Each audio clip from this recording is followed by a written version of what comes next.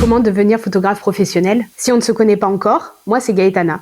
Je suis photographe de mariage et de portrait depuis 2018 et il y a pas mal de choses que j'aurais aimé comprendre bien avant. Déjà, il faut comprendre une chose importante. Être photographe professionnel ne veut pas dire être meilleur qu'un photographe amateur. En réalité, photographe professionnel, c'est avoir une activité déclarée et avoir obtenu un numéro de SIRET. En gros, tu vends tes prestations. Et du coup, la vraie différence, c'est la responsabilité. En tant que photographe professionnel, tu devras être capable de livrer des photos dans un délai imparti, de gérer des contrats, de gérer des clients. Et c'est plus seulement une passion. Moi, personnellement, pendant longtemps, j'ai pensé que pour être photographe, il fallait absolument faire une école de photo. Donc, je m'étais renseignée et je me suis rendu compte qu'elles étaient souvent très coûteuses, pas à côté de chez moi, et qu'il fallait quand même faire 4 années. Du coup, je repoussais toujours le moment de me lancer. Et avec le recul, je me rends compte que j'ai peut-être perdu du temps et que j'aurais progressé plus rapidement si j'avais commencé beaucoup plus tôt. Ça ne veut pas dire que la formation n'est pas importante, bien au contraire. Se former, ça reste essentiel. Il faut comprendre la lumière, savoir diriger des modèles, comprendre la composition et apprendre à fournir un résultat constant. La chance que tu as aujourd'hui, c'est qu'il existe plein de façons de se former, et notamment les formations en ligne, les formations auprès de photographes, avec des sessions de coaching, du mentorat. Tu as aussi la possibilité de faire des workshops, il existe des masterclass. Et finalement, le plus efficace, c'est de combiner les deux. Tu apprends et tu testes sur le terrain. Personnellement, j'ai accompagné des personnes durant des journées complètes afin de les aider à se lancer. Et vraiment, j'ai vu une nette amélioration. Quand le matin, on fait la théorie, l'après-midi, on va shooter des modèles en situation réelle. Je peux t'assurer qu'après cette journée, la plupart des personnes que j'ai accompagnées ont pris un boost de confiance en elles et elles ont vraiment progressé techniquement. Parfois, il suffit simplement de pratiquer dans de bonnes conditions pour voir une nette amélioration. Et ça te permet de débloquer beaucoup de choses. La clé, c'est vraiment la pratique. Il faut pratiquer, pratiquer, pratiquer. Parce que la formation seule, ça va pas suffire. Il faut photographier énormément au début. Donc, tu vas peut-être faire appel à ton entourage, tu vas photographier de la famille, des amis, tu vas peut-être gratuitement participer à des petits événements. Et au début, pour acquérir de l'expérience, c'est très bien de proposer ces services gratuitement. Ça te permet de prendre confiance en toi, d'acquérir de l'expérience et de commencer à te créer un petit portfolio. Par contre, ne reste pas trop longtemps dans le gratuit. À un moment donné, il faut que tu commences à facturer. Même si au début, tu mets des tarifs plutôt bas, des tarifs de débutant, c'est important que tu le fasses parce que du coup, ça va changer ta posture. À partir du moment où tu vas commencer à facturer, tu vas prendre plus au sérieux ton activité, tu vas mettre des process en place et ça va changer la perception que le client a de toi. Alors au début, tu vas peut-être photographier un peu tout et n'importe quoi. C'est normal, on passe tous par là. Et naturellement, tu vas peut-être identifier ce qui te plaît vraiment. Et donc, si tu as déjà un portfolio, une page Instagram ou un site web, c'est important que tu publies ce que tu aimes faire. Parce que concrètement, tu vas attirer les personnes qui partagent ton univers. Donc voilà les étapes. Si tu souhaites te lancer, commence d'abord par créer ta société ou peu importe le statut auto-entrepreneur, EI. Mais en tout cas, déclare-toi.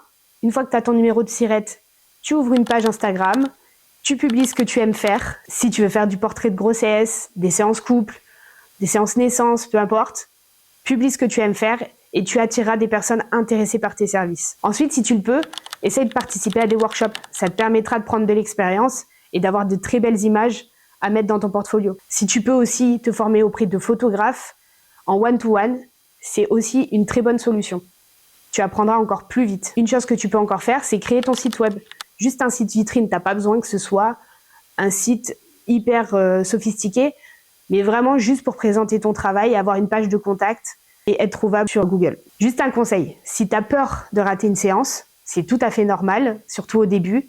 Dis-toi que tu peux la refaire au cas où, proposer à tes clients de refaire la séance photo si t'es pas satisfait. Amène la chose très naturellement en expliquant et tu verras que la plupart du temps, ils comprennent très bien. Je fais quand même une petite parenthèse importante au sujet de la photo de mariage. Je te conseillerais, si tu as envie de faire ça, de te lancer uniquement quand tu as acquéri assez d'expérience et de confiance parce que c'est vraiment un domaine très particulier où tu as une grosse responsabilité. Tu peux pas te foirer, c'est non reproductible. Donc, c'est bien aussi d'avoir du matériel de secours, avoir un deuxième boîtier, deuxième objectif, en fait, du matériel en double au cas où il t'arriverait un imprévu. Pour la photo de mariage, attends un peu de t'entraîner avant de te lancer dedans. Il y a aussi une chose dont on parle très peu quand on commence, et c'est le syndrome de l'imposteur. La grande majorité passe par cette phase du syndrome de l'imposteur, Et en fait, c'est une impression de ne pas être légitime, de ne pas être prêt, de ne pas être assez bon. Et parfois, même après des années d'expérience, tu verras que tu pourras encore avoir ce syndrome de l'imposteur. Personnellement, ça m'arrive encore aujourd'hui de douter. Mais la différence entre un photographe qui réussit et quelqu'un qui stagne, c'est que malgré tes doutes, il faut avancer. Une chose importante, fais attention à tout ce que tu vois sur les réseaux. Évite de te comparer constamment parce que ça peut vraiment faire du mal à ta créativité et à ta confiance. Tu verras toujours des photographes qui font du travail de dingue. Il y a toujours mieux que soi, il y a toujours plus créatif, il y a toujours meilleur vendeur, il y a toujours mieux. Et donc, il faut prendre confiance en soi et éviter de se comparer. Je suis un très mauvais exemple pour vous dire ça. En faisant mes recherches pour préparer cette vidéo, je suis tombée sur un chiffre qui m'a fait halluciner. Tu as 19% de la population qui est photographe amateur. Ça fait beaucoup de passionnés et beaucoup de photographes qui se lancent dans le métier. Mais du coup, aujourd'hui, ce qui fait la différence, c'est pas forcément le niveau technique, ça va être ton positionnement et ta visibilité. Quand tu deviens photographe professionnel, tu vas aussi te heurter à une réalité, c'est que faire des photos, c'est qu'une petite partie de ton travail. Oui, parce que finalement, tu vas te rendre compte qu'il y a les mails à gérer, qu'il y a la relation client, qu'il y a les retouches, la gestion des contrats, la communication, et au final, tu passes très peu de temps à shooter. Le point crucial aujourd'hui, c'est vraiment la visibilité. Donc, il faut absolument que tu publies ton travail afin que les personnes qui cherchent un photographe puissent te trouver. Alors bien sûr, avoir du talent, c'est super important, mais avoir de la visibilité et de la constance, l'est tout autant. Tu peux avoir des photographes qui sont expérimentés, mais qui font pas un travail de fou, qui vendent mieux leur travail que quelqu'un qui est très talentueux, qui vient de démarrer ou qui fait même ça depuis des années et qui ne facture pas de la même manière. Alors maintenant, si tu as un appareil photo, un objectif, quelle que soit la gamme, quelle que soit la marque, il est temps pour toi de te lancer si c'est ce que tu veux faire. Des erreurs, tu vas en faire et c'est normal. Et c'est en faisant des erreurs, finalement, qu'on apprend le métier.